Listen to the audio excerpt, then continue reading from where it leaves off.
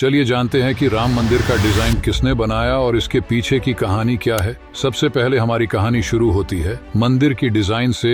मंदिर की डिजाइन या आर्किटेक्चर बनने के पीछे लंबी कहानी है। इसके डिजाइनर आशीष सोमपुरा जी है, जिनके दादाजी ने सोमनाथ मंदिर का डिजाइन तैयार किया था। सोमपुरा जी के पिताजी ने विश्व हिंदू परिषद के निर्देशन में पहली बार राम मंदिर का डिजाइन बनाया था। सोमपुरा जी का परिवार कई साल से मंदिर डिजाइन के काम से जुड़ा है। बिड़ला परिवार के बनवाए करीब सभी मंदिर भी इन्होंने ही डिजाइन किए हैं। दरअसल बात यह है कि विश्व हिंदू परिषद के अध्यक्ष अशोक सिंघल के घनश्याम दास बिड़ला से बहुत अच्छे संबंध थे।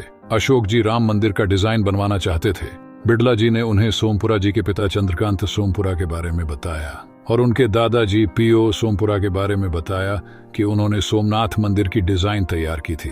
अशोक जी ने चंद्रकांत सोमपुरा जी को बोला कि उन्हें राम मंदिर निर्माण के लिए उनकी जरूरत है। चंद्रकांत सोमपुरा जी ने साइट के अनुमानित माप और जगह के आधार पर 3 वैकल्पिक डिजाइन तैयार किए। तीनों डिजाइनों की समीक्षा के बाद विश्व हिंदू परिषद ने एक डिजाइन फाइनल किया।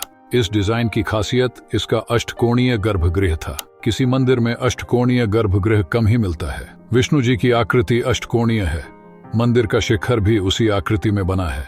चंद्रकांत सोमपुरा जी के बनाए डिजाइन पर सभी ने सहमति दे दी। जो डिजाइन चुना था उसी से एक लकड़ी पर मॉडल मंदिर तैयार किया गया, ताकि लोग समझ सकें कि मंदिर बनने के बाद कैसा दिखेगा। ये मॉडल 5 फीट लंबा और 2.5 फीट चौड़ा था। 1990 या 1972 में कुंभ का मेला लगने वाला था। उसमें सभी साधु संत जुटने वाले थे। मंदिर का मॉडल उन्हें दिखाया गया। संतों को भी डिजाइन अच्छा लगा। विश्व हिंदू परिषद ने मंदिर के लिए पत्थरों के काम के लिए 1-1 रुपया इकट्ठा कर फंड जमा किया था। इसके बाद 1992 से 1996 तक मंदिर का निर्माण बहुत तेजी से होता रहा। अब चलिए जानते हैं कि राम मंदिर को बनाने में इतनी देर क्यों लग गई और सरकार को किन चीजों का सामना करना पड़ा। मंदिर निर्माण में बहुत सी मुसीबतें भी आई। 1996 के बाद काम धीमा पड़ने लगा, क्योंकि जो पैसा इकट्ठा किया गया था वो खत्म हो गया था। अयोध्या की कार्यशाला में मजदूर काम कर रहे थे, लेकिन सबके मन में शंका थी कि मंदिर बनेगा भी या नहीं। इसके बाद मंदिर का मुद्दा राजनीतिक हो गया। हर चुनाव में ये मुद्दा उठाया जाता, लेकिन आगे कुछ नहीं हो रहा था। 1996 में अटल बिहारी वाजपेयी की सरकार आई। वो गठबंधन वाली सरकार थी। फिर भी उम्मीद के मुताबिक कुछ नहीं हो सका। नरेंद्र मोदी जी प्रधानमंत्री बनने के बाद ये मामला सुप्रीम कोर्ट में गया। उस समय मिले अवशेष से तय हो गया कि विवादित ढांचे की जगह मंदिर था, उसे तोड़कर मस्जिद बनाई गई थी। सुप्रीम कोर्ट का फैसला आया तो फाइनल हो गया कि अब मंदिर यहीं बनेगा। फैसला आने के बाद प्रधानमंत्री नरेंद्र मोदी ने एक ट्रस्ट बनाया। ट्रस्ट ने आशीष सोमपुरा जी को बताया कि मंदिर का पहला डिजाइन आपने तैयार किया था, इसलिए मंदिर के अगले डिजाइन के लिए भी आपको चुना गया है। प्रोजेक्शन की जो स्थिति 90 के दशक में थी, आज वैसी नहीं है, क्योंकि ये बहुत बड़ा मुद्दा हो गया। बड़ी बात हो गई कि राम मंदिर बन रहा है। राम लल्ला आने वाले हैं। दर्शन के लिए आने वाले भक्तों की संख्या काफी बढ़ गई है। आने वाली भीड़ को देखते हुए सभी को लगा कि मंदिर का डिजाइन बहुत छोटा है, इसलिए पैदल आने का एरिया बढ़ाया जाना चाहिए। एक निर्माण समिति बनी, एक योजना समिति बनी। सभी की सहमति से मंदिर का डिजाइन फाइनल किया गया। दोस्तों, इस टॉपिक पर हम एक डिटेल वीडियो जल्द ही बनाने वाले हैं, इसलिए चैनल को सब्सक्राइब करना ना भूलें। अब चलिए जानते हैं कि राम मंदिर का डिजाइन क्यों है खास। इसके पीछे की कहानी क्या है। मंदिर का मौजूदा डिजाइन पुराने मंदिर के डिजाइन का ही विस्तार है। इसमें कुछ नया नहीं है। ये खास डिजाइन इसीलिए रखा गया क्योंकि ट्रस्ट का मानना था कि जो मॉडल उन्होंने पहले बनाया था उसे कई राम भक्तों ने अपने मंदिर में रखा है। उनके मन में राम मंदिर की वही छवि थी। वे मंदिर के मूल स्वरूप को बदलना नहीं चाहते थे, इसलिए हमने इसे ही बढ़ा दिया। 1992 से 1996 तक मंदिर के लिए पत्थरों की नक्काशी की गई थी।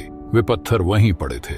लोग दर्शन के लिए आते थे तो उनकी पूजा करते थे, इसलिए ट्रस्ट के सख्त निर्देश थे कि इन पत्थरों का ही इस्तेमाल किया जाए। इनसे लोगों की आस्था जुड़ी है। इसे ध्यान में रखते हुए नया डिजाइन बनाया है। पुराने पत्थरों का भी इस्तेमाल किया है। उस समय हर गांव से राम मंदिर के लिए, रामलला के लिए ईंट भेजने की लहर चल रही थी। यहाँ बड़ी संख्या में ईंटें जमा की गई थी। राम मंदिर निर्माण में इन ईंटों का भी इस्तेमाल किया है। मंदिर को सुरक्षित करने के लिए मंदिर के चारों ओर परकोटा की तरह एक गलियारा भी बनाया गया है। इसे वॉकवे कॉरिडोर जैसा बनाएंगे।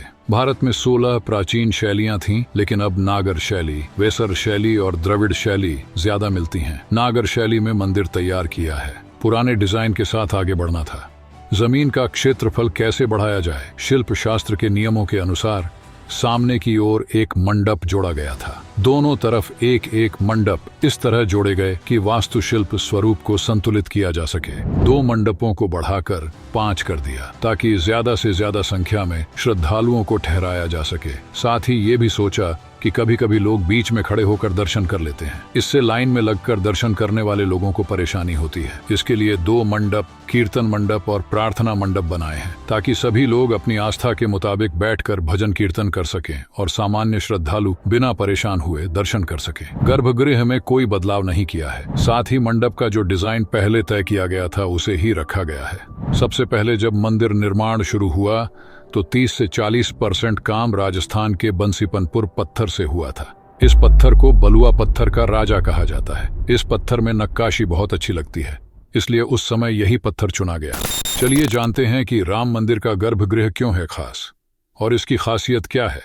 मंदिर के गर्भगृह में 71 इंच की मूर्ति रखी जाएगी। ये मंदिर रामलला का है, इसलिए भगवान के बाल स्वरूप की मूर्ति बनाने का विचार किया गया। इसके बाद पूरे भारत से अच्छे कलाकार चुने गए, रामलला के स्केच बनाए गए। फिर ट्रस्ट और पूरी समिति ने एक स्केच को फाइनल किया। इस स्केच से राजस्थान, तमिलनाडु, कर्नाटक के मूर्तिकारों को रामलला की मूर्ति बनाने का काम दिया गया है। मूर्ति पत्थर से बननी है तो बीच में काम बिगड़ सकता है, कुछ भी हो सकता है, इसलिए 3 मूर्तियां तैयार की जा रही हैं। ट्रस्ट और कमेटी उन्हें देखेगी।